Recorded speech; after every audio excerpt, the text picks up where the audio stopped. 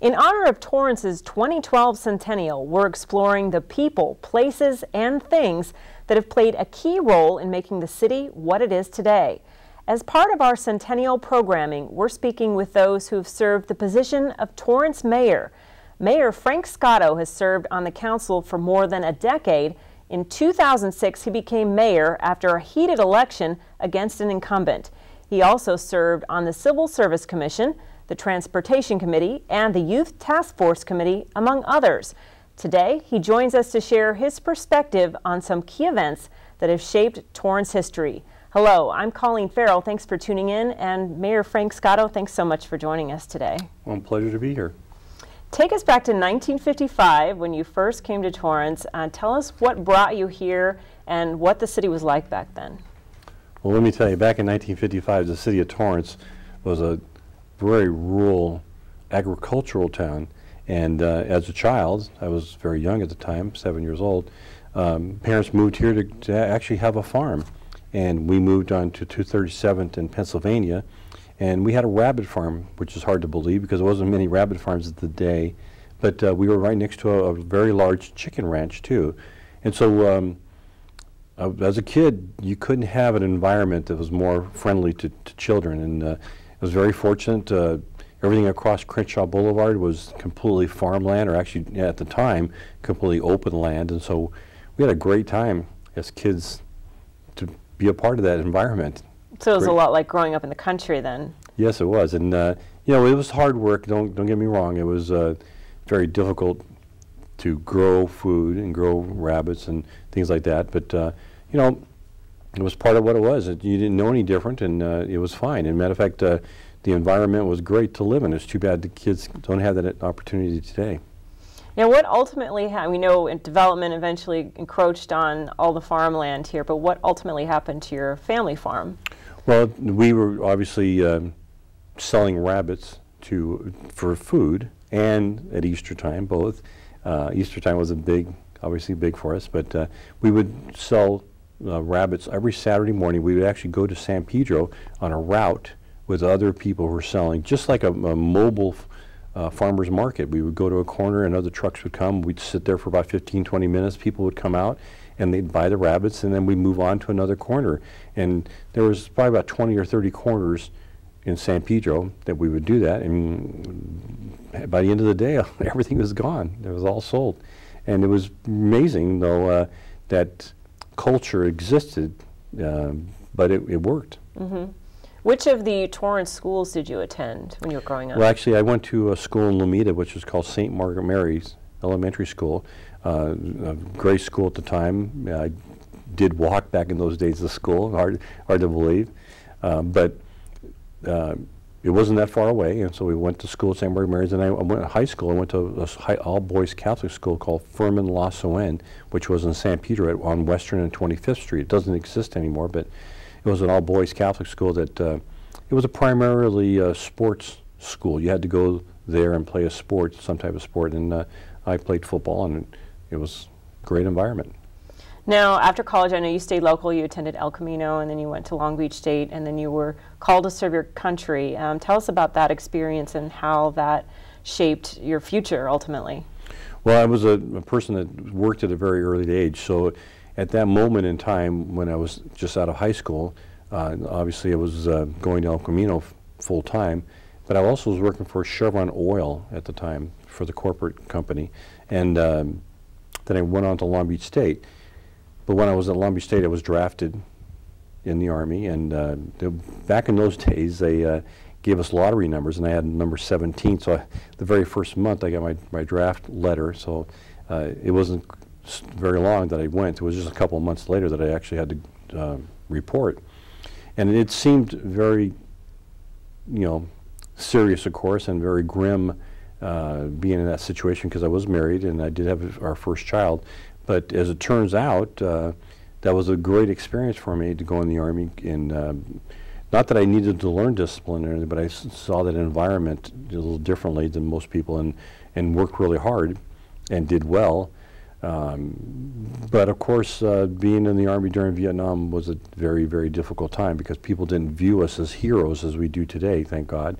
Back in those days, people saw the military as the evil empire, basically, and it was disappointing. But at the time, again, like I said, I was working for Chevron, and so when I came out of the service, I went back to work for Chevron, and very shortly after that, I decided to become a Chevron dealer in 1974. And so I opened my first Chevron dealer in 1974.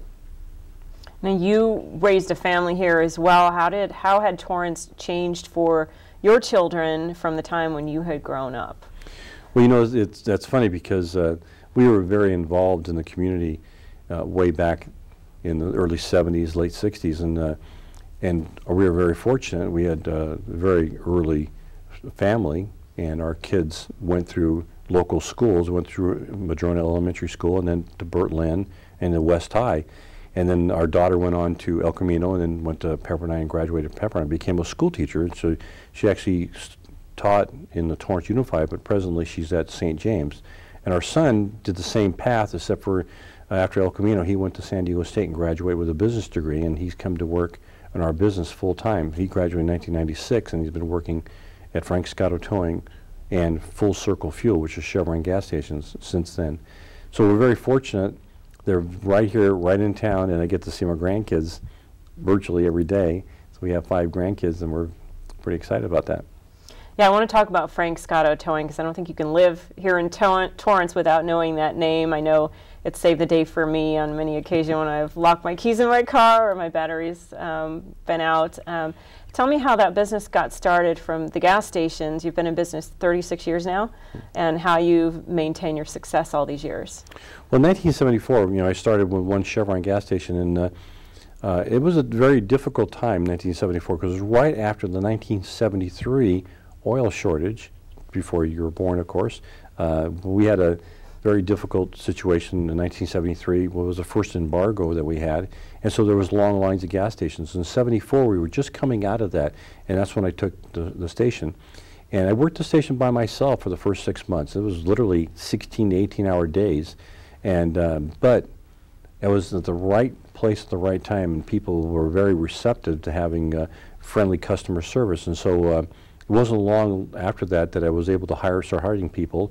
And within 6 months of owning the station, I bought my first tow truck. And the reason I did that was because it was obvious that I was going to need a tow truck because we were doing a lot of repairs at that location, and we were having a lot of cars towed. And I felt that why spend money to have somebody else do that when I could do it myself? And so I became the first tow truck driver for a number of years. And wasn't within a year that AAA came to us and said, "Would you like to have a contract?" And they gave us a contract which enabled us to buy 2 or 3 and 4 tow trucks right away, and kept on growing.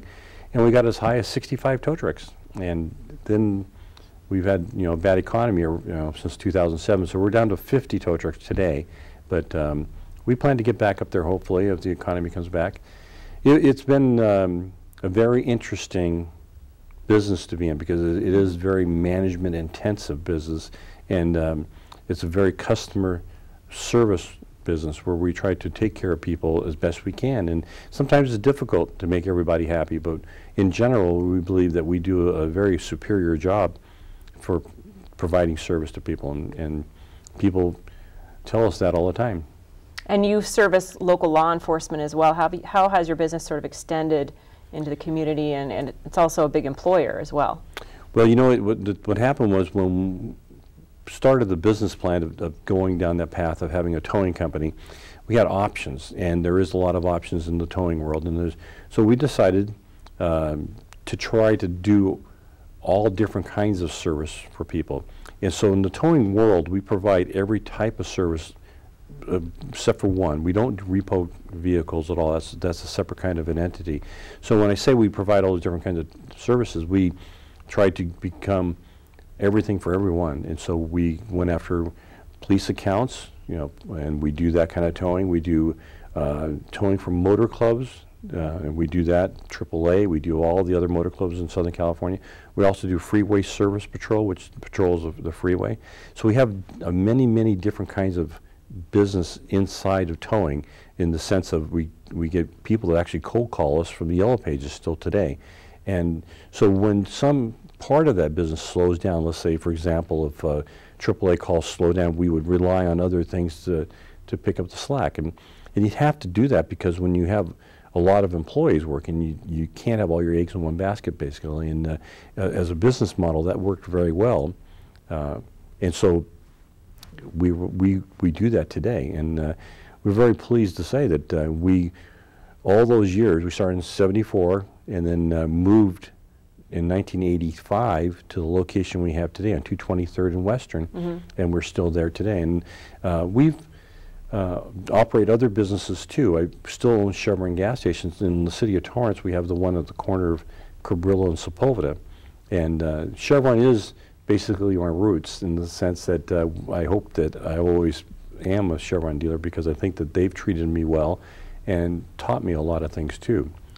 And you know, all those things help us become more rounded with the service that we provide customers, because Chevron is obviously a very service-oriented business where they teach us to treat customers very well. So that we rolled that over to the towing world that we're in, and hopefully people notice the difference when they call us and a driver goes out. It isn't a perfect world. We realize that there is times that things don't go quite as planned, but in general, when you have the statistical numbers that we show, that 98% of the people believe that you did a good job, that's pretty pleasing. That's a great success story.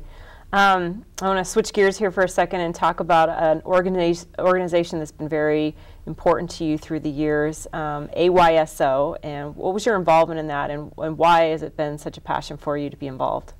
Well, you know, I can only say that I'm so fortunate to be a person that's been involved with AYSO. I've been also involved with other organizations, Little League and a number of them, by the way. But back when our son was in kindergarten, he came home with a piece of paper clip to his shirt talking about AYSO, soccer. Well, back in those days, I was a football person, and I didn't have any idea what kind of ball they used in AYSO. So I thought that was just a kind of a strange sport, but he wanted to play really badly, and it was a Friday night, and he wanted me to call, so we called, and the person said, well, look, you know, you're late, and if your son's going to play, you're going to have to coach. And I said, well, I don't know anything about this sport, and they said, well, don't worry, we'll teach you everything. Well, that didn't quite work that way, but very quickly I got very involved, and I did coach, and I've been coaching ever since, and that was a very great experience for us because I started in 1977 coaching, and I'm still coaching today. Now, what that has done for me is opened up the world of so many other friends that I know today because of AYSO and Little League, of course. And to this day, I still know those people. I see them on the field today. Now, AYSO for youth is one of those sports that I just can't say enough about because it creates the environment of everybody gets to play, and everybody gets to play at least a half a game, or most times 3/4 of a game. But every child feels that he participates in such a way that he's part of the team because he is part of the team. And as a good coach, you make sure even your weakest link on the team understands that they are participating and have a value to playing well. So it's been very rewarding for me to be a part of it. And I'm so happy that I'm able to do that all my life, and I highly encourage people not only not only AYSO but any organization that you can get tied into like that, because it opens the whole world up of a friendship with people, and to this day I mean it really made a difference in my life. Mm-hmm. Now you're a family man, a businessman, you've been deeply involved in the community. Tell us how this led you to first run for council in 2000. Well, you know, over all those years with AYSO, as we mentioned, but all these other organizations, PTA, believe it or not, I was really involved with them, Heart Association, just a number of organizations like that, got us to the point where we realized that volunteerism is a critical part of being part of society. People have to realize that we all need to roll up our sleeves and help out in some way or another, being a coach, being a referee, being anything like that. And so in the late 90s, a friend came to me and says, how would you like to be on the Civil Service Commission at the City of Torrance, because they had an opening at the time. And I thought to myself, that would be just up the same line of being a business where Civil Service Commission does the hiring and firing and all the disciplinary action of all the city employees, and I thought that would be pretty simple. Lo and behold, I didn't realize how much work I was getting myself into, but it was very rewarding, and I really enjoyed doing that. Back in 1997, 98, 99, the city of Torrance had a lot of issues back then with the employees, and we were very busy, and so it evolved that I felt that in 2000, when there was 3 openings on the city council because of term limits, that was the first time the city of Torrance had the effects of term limits, basically thought it would be a good idea to run. But you know, we had a lot of discussion, and a lot of people gave their opinions about me running. It didn't seem like people would vote for me so easily because of the kind of business I was in. The towing world has maybe a semi-negative connotation. But so in 2000, there was the 3 openings in the city council, and 13 people decided to run, and so did I. And lo and behold, the community felt that I was the person they'd wanted, and I came in first place, and I was significantly ahead of the second place person. And I really was humbled by that. I was really pleased that people entrusted me to be on the city council, and ever since then, I have been really excited to represent the city of Torrance. The city made some really smart decisions early in your term that sort of have helped guide us through some difficult and challenging financial times that we've been going through recently. Tell us about that. Well, you know, when I first got on the city council, I was very fortunate. I was on the city council with previous Mayor Dee Hardison and Marcia Cribbs and Jack Maserlian. The 3 of those people were legends, basically, and all 3 of them helped mentor me to be a good council person. You know, Mayor Hardison, took us aside and explained a lot of things to us, which helped a lot. But what happened was she entrusted me to be on the government finance committee, which did the budget for the city of Torrance. And from that experience, from the onset of being a council person, I was a critical part of the budget process. And in 2000, it was their very first year, because through the 90s, the city of Torrance had difficult financial times. And 2000 was one of the very first years that we had a surplus in our budget. And so we as a city had very low reserves, and I argued at a city council meeting that we needed to put all that money aside into our reserves. And we did that first year, and we did it a number of years after that. So when these tough times started in 2007, we were well positioned to withstand the downturn in the economy. And I can't say that enough fiscally, how conservative the city of Torrance is. We're very pleased to have a council that understands the necessity of making the necessary cuts to keep us balanced. And we've done that. And I'm very pleased to say the city of Torrance is in relatively good shape, but we had to make cuts to do that. So all those years, the city of Torrance was financially positioning itself for this eventuality of a downturn, and we had to start doing that again. As the economy turns, we have to be very cautious to put money aside, because who knows how long it might be that we'll have a downturn. But we're obviously all hoping that it never does happen again, but we have to be prepared.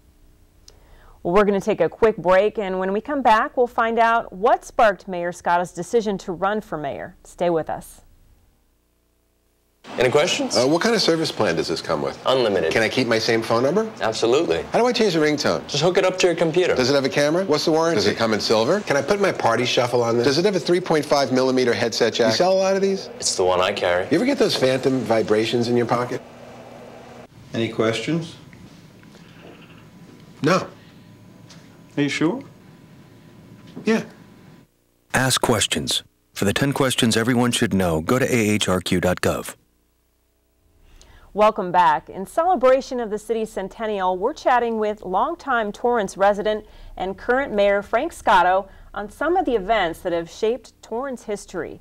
Now, Mayor Scotto, I know development was a big issue back in 2006 when you ran for mayor. Tell us a little bit about what was happening during that time. We know over the years Torrance has bragged that the city of Torrance has been a balanced city. And most people don't realize that what that really means is, you know, when Torrance was established, it was consciously done where we have residents and industrial and commercial land to provide jobs and the things that are necessary to have a balanced community. And so those lands were set aside. Well, I was on the city council and I was elected in 2000, and during the course of the first mayor's term, which was Mayor Dieter Hutterson, I agreed with the direction the city was going. And then a new mayor was elected, and in 2002 that happened, and in the period between 2002 and 2004, we started to rezone property in the city of Torrance, and I personally didn't agree that we should be doing that, and another person on the council also didn't agree that that was the proper direction. But lo and behold, so did the residents of the city of Torrance. They adamantly disagreed with rezoning a property that created a lot more residents in the city. And so in 2004, a lot of homeowner associations approached me and asked me if I would consider running for mayor. Well, knowing the history of the city of Torrance and knowing that no incumbent mayor has ever lost an election, I thought that would be a very difficult path. And so it took me a couple of months before I really made that decision. Well, there was a moment in time that at a council meeting that I decided I had to do something, because there was one piece of property that was rezoned from industrial to residential. And that evening it was a 6-1 vote. I was the only person that voted against that project. And I decided right that evening that I had to do something. And it wasn't going to be easy to unseat an incumbent mayor. And it was some sleepless nights, to say the least. It was very difficult to take the nerve and actually tell the public that I was going to run against him. And that was in 2004, and the election was going to be in 2006. So there was going to be a campaign of virtually 2 years. And that's what happened. And for 2 years, I campaigned to run for mayor. And obviously, everybody knows the outcome of that. But people believed, and rightly so, that we had enough of rezoning commercial and industrial property to residential. Not to say that we don't need to build residential. We do need to build residential, but on property that is zoned for it. And to take existing commercial land that it could be retail or industrial and make it residential was a mistake. And here's why most people in the city of Torrance believe that. One element that was very hot at the time was traffic, of course. And as putting more homes in, people felt that traffic was going to increase. But really, to put that aside, the real problem was that you were taking the job base and moving it away from Torrance. And that's where the traffic really came from. So the fact that the city was balanced with industrial and commercial property, people theoretically could live in the city of Torrance and have a job that's very close to their homes. But as you rezoned that industrial property to residential, people now had to drive to other places to get that job that they had. And that's really what the problem was. And people understood that, and that was the battle cry for the 2006 election. Mm-hmm. So what happened was, fortunate for the city of Torrance and developments, literally approving of new property development stopped in 2004, basically. So we've had now almost 7 years of not approving those kinds of projects, and I'm sure it'll continue for the next couple of years. But I'm not saying that we won't build new properties. I'm saying that it will only be built on zoned property for residential. And so if that process continued, the city of Torrance would be very blighted in the sense of having homes that weren't sold yet. Because if we continue to approve from 2004 to, let's say, as late as 2007, when the market really fell apart, we'd have probably another 2, 3, 4, 1,000, maybe who knows how many homes that would be unsold today. And that wouldn't be good for the housing market in the South Bay. So right now, as we speak, there are still some homes that were actually approved that far back that haven't been sold today. And there's people know where they're at, but they're, so we're kind of, in a roundabout way, kind of fortunate that happened that way, because we've helped the city of Torrance recover, and we are recovering quicker than most other areas are, because we don't have a lot of homes on the market to sell. And the city really makes careful decisions when they decide what companies they want to come into this area. What sort of, from a big picture perspective, guides them in making those type of decisions? Well, you know, actually, this is really complicated in the sense that we're a very aggressive city. We go after companies to come to the city of Torrance. We didn't go after Walmart, but we go after companies to locate and fill sites. And we're very fortunate, since I've been mayor, we actually started the Department of Economic Development, which is a person who actually aggressively goes after looking for companies to locate to the city of Torrance. I'm sure people that are watching this right now would say, well, gee, why don't you fill all the storefronts on Hawthorne Boulevard? Well, you know, we're actually working on that, and to tell people what we're planning to do and all those things would be difficult because there's so many different possibilities right now. But excitingly, we know that Hyundai obviously opened a car dealership, and we're hoping that very soon we're going to be able to announce another car dealership that's going to be coming onto Hawthorne Boulevard. Mm-hmm. But in addition to that, we're in the throes right now of the Del Amo Mall being completely remodeled, and that process is going to start real quick. But along Hawthorne Boulevard, we're getting inquiries from a number of companies that want to come today. People realize that, yes, the economy has been very bad, but they feel that if they come to Torrance now, they'd be at the beginning of maybe the turn of the economy. So some of these companies, it may take a year or two for them to build a new facility, but they'll be perfectly positioned when the economy turns around. Hawthorne Boulevard is a very, very attractive place for a retail outlet, and if you're a retail store, you want to be on Hawthorne Boulevard. And having said that, we have a number of storefronts that are empty, and we realize that, but we're hoping that all those bad storefronts that are empty will create opportunities for to have different kinds of businesses in the city of Torrance that we're going to be very pleased in the future. Speaking of development, I know parks and open space have long been a priority here in Torrance. What progress has been made during your tenure to increase that space? You know, I'm very pleased to say that we've had great opportunities, and we continue to have opportunities to find open space and create parks and other kinds of opportunities for open space. We, since I've been on the city council, we've been fortunate enough to open up this Discovery Park on 226th and Ocean, and then right down the street we did the addition to Lago Seco Park.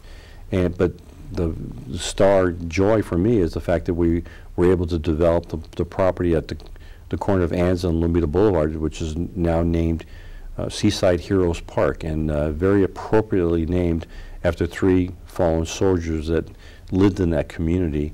And I'm very pleased that we were able to do that, and I'm very excited that if there's a legacy that anybody would say that what you leave behind, mm-hmm. that park will be that legacy, because I'm very pleased that we were able to do that. You know, obviously have been in the Army myself during Vietnam, and knowing so many of my friends that were killed in action, being able to create something like this in a little way to honor those people is just great. It just makes me feel very humbled about that. But in addition to that, we're also looking at other locations in the city of Torrance that hopefully in the future we'll be able to brag that we have either additional park space or maybe athletic fields for football, soccer, all the different kinds of sports, and we're working at that today, and we're hoping that in the near future we're going to be able to open some additional places in the city of Torrance.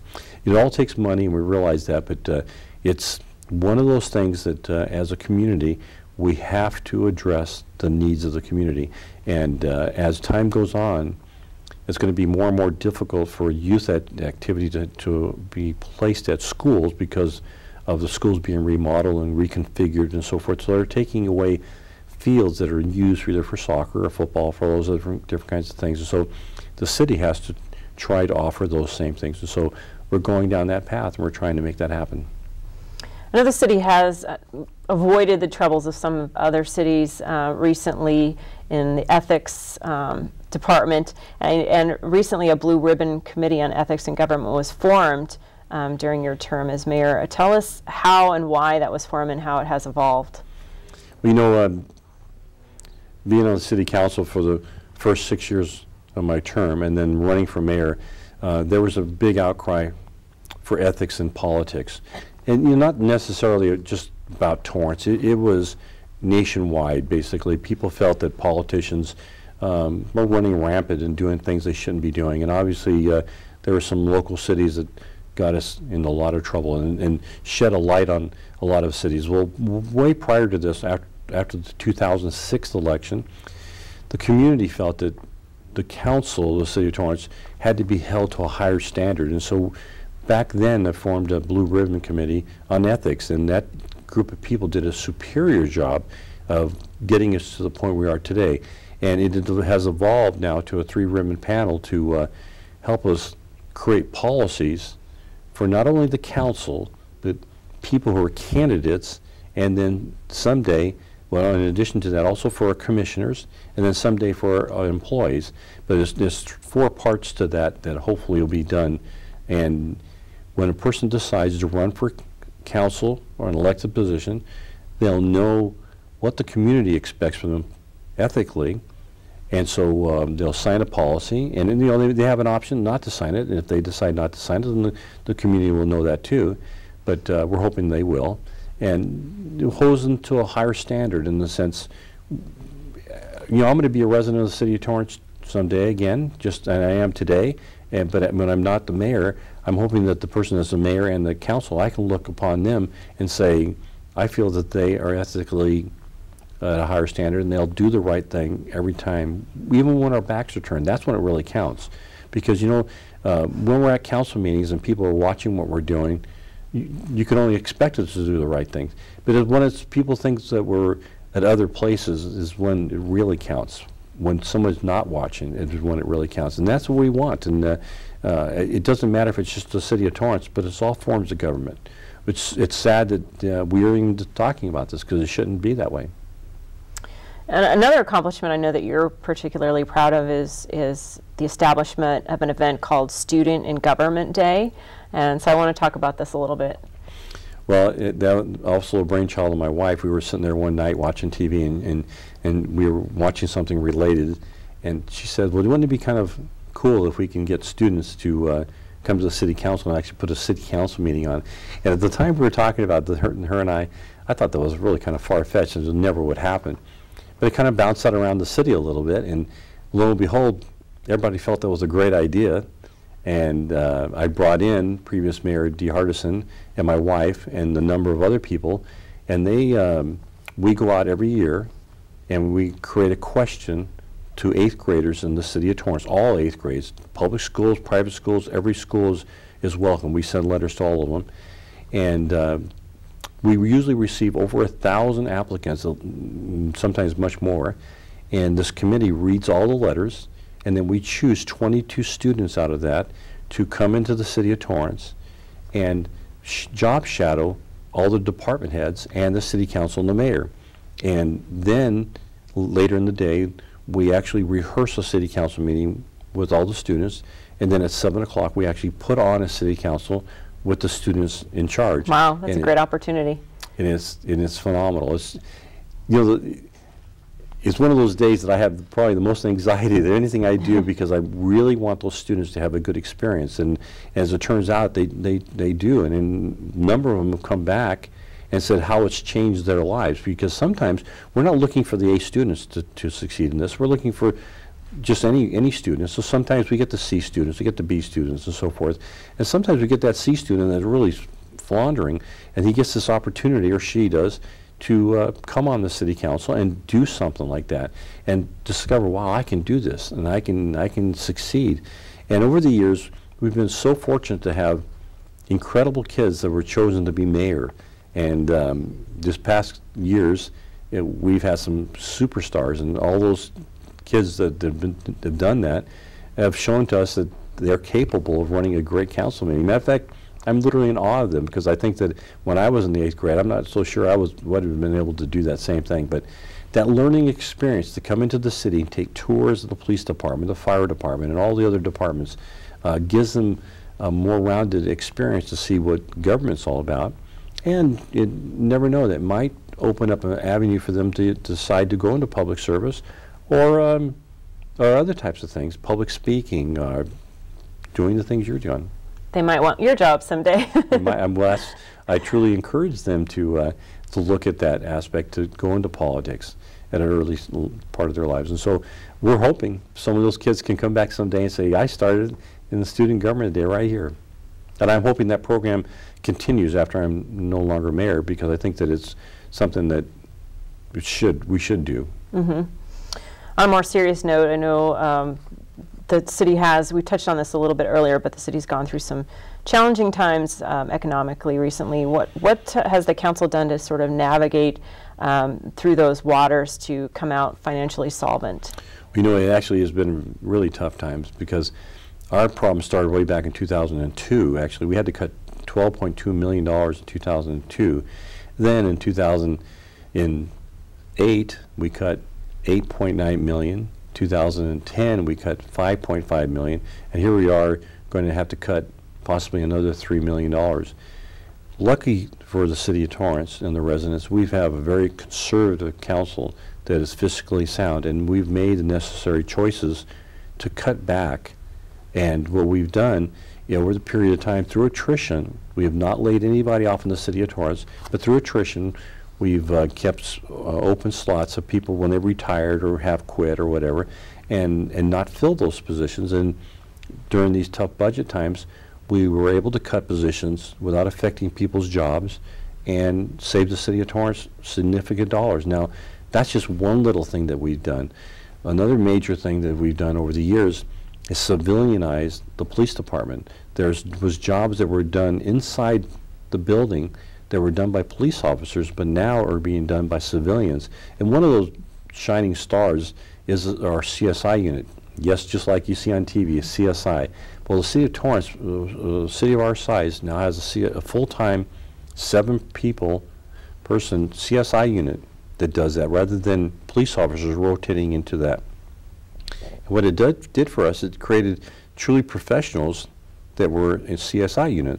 And so that's just one thing, but we've done a number of other things like that in the police department. Similar in the fire department, we repositioned people to create another paramedic unit. Mm-hmm. So we've done a number of things throughout the city, and it really is looking at the city as a business and trying to make everything more efficient. There is a lot of other things we can do, and I'm sure people that might be watching this say, oh yes, but there's still people that do things in the city that need to be watched after. Well, yes, it's a big business. You can imagine that if you have 1,700 employees, you can't make sure that every single one of them is doing the proper thing. But I'm going to tell you right now, we have very dedicated employees in the city. I'm very proud to say that I think the Torrance is so fortunate to have such a great workforce.